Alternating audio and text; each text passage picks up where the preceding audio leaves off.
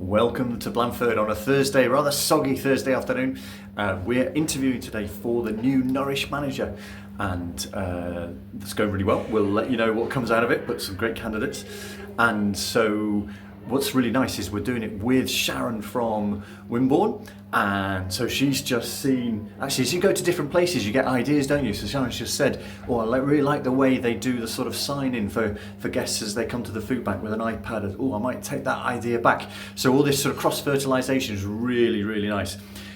What Sharon's also told me is they've got a couple of big wins.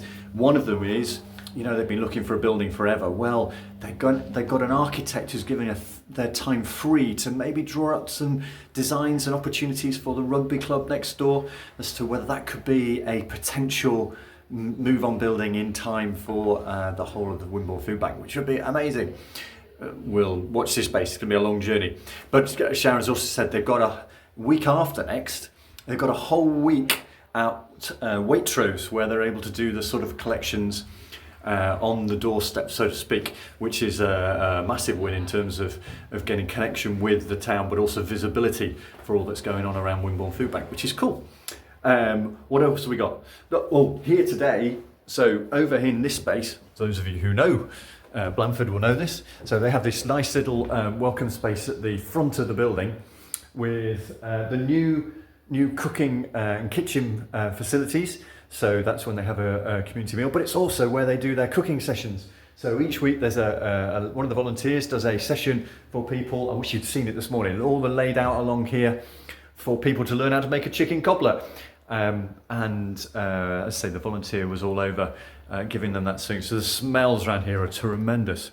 And again, probably, I can't remember whether we've done a little walk through here, but in the main hall, what you have is you have lots of space for people to have conversations, and those conversations could be in sort of specifically around helping people get out of their food crisis, but it could also be about moving on actually into the larder.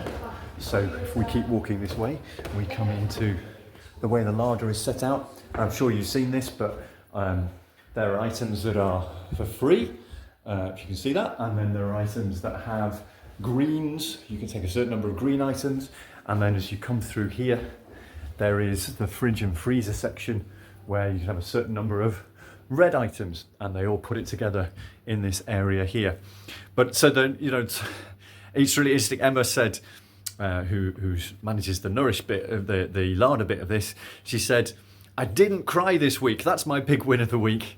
There's sort of a lot of people in struggling situations here for whom the larder is a real lifeline, but it also helps them to move on not needing any of that food support, but can still be part of the community. So it's a really nice operation here, and if you haven't been to see it, maybe use one of those discovery visits. You know, we've talked about if you want to go and see another project and that fits in with what you're doing in your project, then take an opportunity to do that. There's some other really nice wins of the week. The CMA team managed to have one client who got back pay from their benefits. They helped them get some back pay, and brilliantly, that was just the amount they needed to pay off their debts. So a nice win all round for them. They've also hit a particular target. If we refer people to Wessex Water to get help with their water bills, then we get some bonus back because Wessex Water just want to know who's needing help. And Becky was saying for the first time they've reached the next level of threshold, so that's 20 people they've been able to refer over into that into Wessex Water in a year. So well done to the whole team in terms of getting that help. There was a nice win in Hope into Action where one of the tenants actually managed to pass their driving test. They booked and passed it really quickly. There was a space. And that was helpful because they've got a job and they've been going to getting a bus to get there, but actually now it's getting much easier, so that opens up more employment opportunities for them. And one to celebrate, sometimes we don't always celebrate the little things that go on in the background. Claire Stonier told me that she'd spent quite a long time backwards and forwards in between phone companies and managed to knock Vodafone down to a really, really attractive price for all our mobiles. It's going to save us a certain amount of money. So well done, Claire, for battling away at that. Thanks, everybody. More to come. Hello everybody, so just a little addendum. So at Lantern Church in Murley on a Saturday morning, just had a fantastic men's prayer breakfast. It's about 45 guys here, and these are sort of opportunities we love. So if you know a church or even your church, you can find a way of us inviting, don't have to come to a service, but maybe getting us along. We're really looking to find ways that we can find churches who want to build those mission partnerships.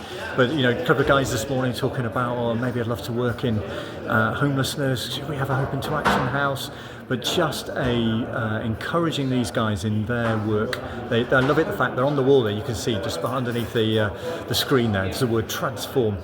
They want to see their area transformed for Jesus as well. So there are good churches all over the place who are seeking that, and we're working with many of them.